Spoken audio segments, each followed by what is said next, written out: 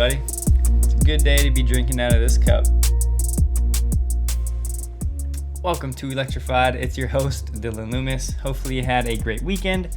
Quick shout out to my newest patrons, ATO, Max, Robert, Craig, Kobe, Ken, Dennis, Trip, Graydon, RYV, Ronaldo, Paul, Alexander, Peter, Michael, Bryce, Max, Peter, and David.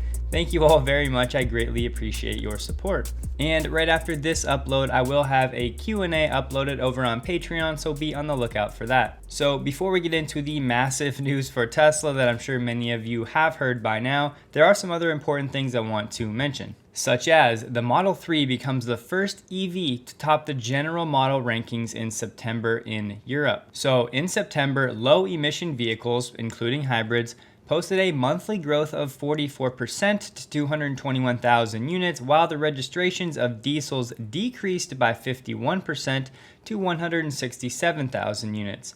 Before the pandemic, there were 10.3 new diesel cars registered for every electric or plug-in hybrid vehicle. Today, that ratio has decreased to just 1.3. And a global analyst from JTO said shifts of this magnitude are rare and a number of factors have contributed to the current state of play. The Tesla Model 3 topped the European model rankings in September, which, yes, this is the third month of the quarter, typically a big month of deliveries for Tesla, but nonetheless, with 24,600 registered units, a 2.6% market share, this is both the first time that an EV has led the market and the first time that a vehicle manufactured outside of Europe has occupied the top spot. So yes, this gives us a pretty good indication of what might happen once Giga Berlin is up and running. Tesla leads the BEV market with a share of 24%, ahead of VW sitting at 22%, Stellantis at 13%, and Hyundai Kia with almost 11%. So the Model 3 was Europe's best-selling car for the month of September. Not just EVs, we're talking all cars here. Model 3 takes the number one spot. But getting into the news of the day, now I will say this is probably more for skeptics to see this and be like, wow, a company like Hertz making a big move, buying Teslas. This confirms a lot for them. It doesn't really change a whole lot for the Tesla bulls because we've known the demand has been crazy. The total cost of ownership is just better than other vehicles, and Tesla is still production constrained. So this news is not somehow going to alleviate that or increase the production rate. However, it obviously adds massively to the demand. So let's run through the details of this 100,000 car order for Teslas from Hertz. Cars are slated for delivery in the next 14 months by the end of 2022. And some should be available to customers in the US and parts of Europe as early as November. And in case you're not familiar, Hertz is just emerging from a Chapter 11 bankruptcy situation. They were essentially bought out and bid for in a $6 billion bid. So these new private firms that took over Hertz making a big splash here in the first move toward electrifying their entire fleet, which as of today sits at around 475,000 vehicles. So of course, these customers using Teslas will have access to the supercharging network, but interestingly enough, Hertz said that they are going to build their own charging infrastructure, presumably starting at their Hertz locations. This is the single largest purchase ever for EVs and represents about $4.2 billion of revenue for Tesla. Doing the math, that's an average sale price of $42,000, a typical cost for a Model 3. So using these rough figures without any additional detail, that basically means Hertz bought all these cars without paying a discount. Typically in fleet purchases like this, the buyer will get a quantity discount, but in this case, they're paying the full price. So we are assuming, for many reasons that we've known for a long time, low maintenance, better resale value, and all of those things you already know. But once again, it's confirmed to the skeptic. And they say Hertz also is breaking with tradition by paying full price for well-appointed cars rather than the typical base model. Now, with this deal, Hertz can still buy EVs from other automakers and rival car rental companies. Enterprise, hello, can order from Tesla provided it has available capacity. A big note on Enterprise in a second. In 2020, GM was Hertz's biggest car and truck supplier, followed by Nissan and Ford. And Hertz is not stopping here. They are looking to digitize their entire business model, including the Hertz app, making bookings and other things easier right through the app, very much aligned with the Tesla ethos. And look who they got to help advertise. So you want EVs, you have come to the right place. Is that Tom Brady? Yeah. Comes in to recharge, get software updates, you know. Let's go.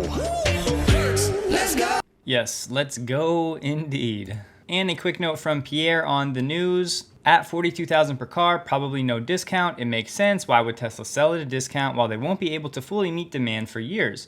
Hertz is the most cost-conscious car buyer in the world. Hertz picking Tesla means only one thing. No other manufacturer comes close on total cost of ownership. Combine the two, VW or others would have dreamt of winning this deal and would have offered a discount. Tesla won it without a discount. It says a lot about the gap with competition on the total cost of ownership. In terms of numbers and forecasts, it doesn't have much of an impact as we model Tesla growth based on expected capacity growth, implying demand is not the limiting factor. But here we have the major question. So Hertz is the number 2 rental fleet company in terms of size and revenue. Number 1 is Enterprise, and they are almost 3 times as big as Hertz. So they have to be sitting there still in the top spot wondering, okay, what are we going to do going forward? They will absolutely be watching Hertz very closely over the next 14 months. And if this plays out how I think it will, meaning hundreds of thousands of people going to Hertz strictly to try a Tesla, one, because this thrusts them into the news and being a leader into moving toward electrification, Enterprise will be forced to make a decision sooner or later. And if they're smart, it will definitely be sooner because, as we just talked about, Tesla is production constrained. So the more people that start placing orders, the longer these companies will wait to actually have those vehicles at their rental facilities. So this actually could be the first domino in a series of events in the rental car market where people move toward EV. And when you do the homework and do the research like we know Hertz did, Tesla is the clear-cut choice as of now and the only automaker that can produce EVs at any type of scale. And just a couple of final thoughts. So will Tesla offer certain software modifications for fleet management, which will give Hertz access to certain data that these other car rental companies will not have, which can further enhance the experience, not just for Hertz, leading them to maybe add more Teslas to their fleet because they're still going to have to electrify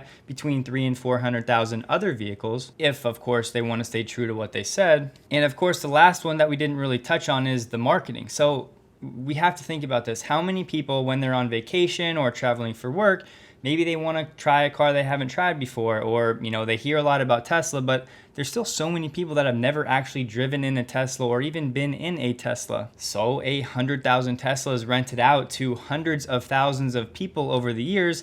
How many people are going to say, you know what, yeah, I'd like to try a Tesla, and then they get in and it's over.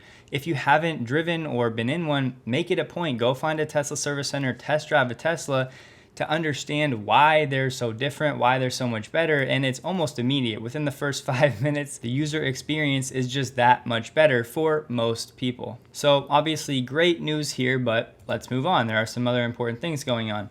Elon said over the weekend some issues with 10.3, so they're rolling back to 10.2. Please note this is to be expected with beta software. It's impossible to test all hardware configurations in all conditions with internal quality assurance, hence the public beta. Chuck Cook issued a warning, please be very careful even on Navigate and Autopilot on 10.3. Many were reporting automatic emergency braking events with no dangerous traffic, causing possible rear-end scenarios. Issues have been reported to Tesla. There were also inaccurate forward collision warnings. These may not be causing the lockout, just the inability to access the FSD beta as he theorized, but there was also a Sentry bug rumor that they are working through now too. So essentially there were some issues with 10.3. Some people were being rolled back to 10.2, and that version actually, some people were going back to not having the FSD beta. The reviews are mixed. There's all kinds of conflicting data out there at the moment, but Elon did just say that we are actually getting 10.3.1 rolling out now, which was earlier this morning. But a quick note on 10.3, I'm not sure if 10.3.1 will have it, but Martin Bowling said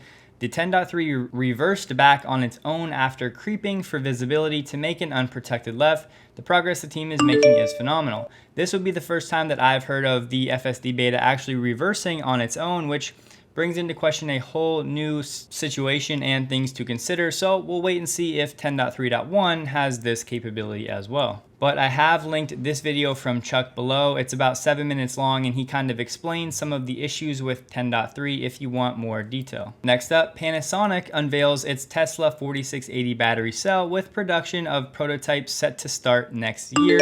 As you can see, test production coming early next year. Now, to be clear, there have been other reports over the past few months about Panasonic already doing testing production of 4680 cells, but either way, let's continue. Panasonic is looking to test these new 4680 cells at a plant in Japan in March of 2022, which lines up with what Tesla said on the conference call, even though it was kind of a gray-ish type answer that they're looking to deliver cars with 4680s in the spring of 2022. But this news specifically was coming from a media roundtable where the head of Panasonic's battery unit said the new cell has 5 times the capacity of the smaller previous models. The battery was developed in line with Tesla's needs and Panasonic planned to supply it to Tesla, but declined to give details. Now, I think the question many of us have becomes, how much information does Panasonic have when it comes to Tesla's IP or what they're working on with DBE and tablets and all of that? There's so much conflicting information out there even when you get into the research. And so the question becomes, are these Panasonic cells going to be identical to what Tesla's doing at Kato Road? My assumption would be no. I don't think Tesla would give away the farm, but at the same time, Panasonic is a huge supplier for Tesla and Tesla needs all the batteries they can get and they want to keep pushing the technology forward to bring down the costs. So if any of you guys happen to have any reliable insight as to that situation, I would love to hear more below. And just a fun FYI for you guys, this Model Y over here has the old brake lights and this Model Y on the right has the new. So if you see them out in the wild and you want to distinguish the old versus the new model, this is the new on the right. Next up, Tesla's 10Q for Q3 was released. I will probably spend some time this week reading through it and I will report my findings, anything that is new or significant later this week. I've linked it below if you want to check it out. Next up, Woowa on YouTube shared a very cool video of a walk around of the CATL factory, which is just being built very close near to Tesla Shanghai. So I've linked it below if you want to check it out. It's about 9 minutes long. And reports are that this factory should be operational to some degree as of today, the 25th. And this factory should be supplying more LFP cells to Tesla in Shanghai. A very exciting quick note on SpaceX. If all goes well, Starship will be ready for its first orbital launch attempt next month, so in November, pending regulatory approval, so stay on the lookout for that. But that is all for today. Please take a second to like the video if you did. Hope you guys have a wonderful day, and a huge thank you to all of my Patreon supporters. I'll talk to you guys here in the next few hours.